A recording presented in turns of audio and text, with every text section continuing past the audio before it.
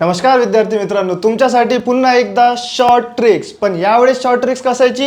Number end with 5, म्हणजे ज्या नंबरची एंड कशाने होत असेल 5नी, त्या नंबरचा आपल्याला शॉर्ट ट्रिक्सने स्क्वेअर कसा काढायचा आहे आपण ते पाहू. तर सगळ्यात पहिले इथे कोणता नंबर आहे? 45. तर सगळ्यात पहिला आपण काय केलेलं आहे? लास्ट डिजिटचा स्क्वेअर काढायचा. 5चा स्क्वेअर सगळ्यांना माहिती आहे किती असतो? 25. तर 25 आपण काय केलेलं आहे?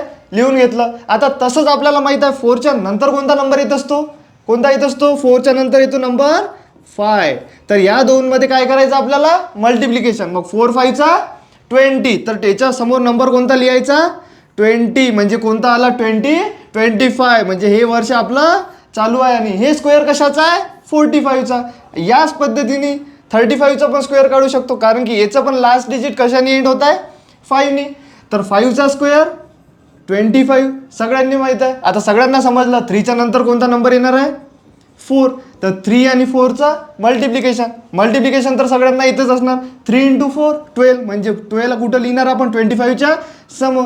म्हणजे 12 काय झाला? 35चा स्क्वेअर. या पद्धतीने आपण कोणत्या पण नंबरच्या एंडला जर 5 असलं तर त्याचा परफेक्ट स्क्वेअर काढू शकतो. कशी वाटली शॉर्ट ट्रिक? कमेंट करा.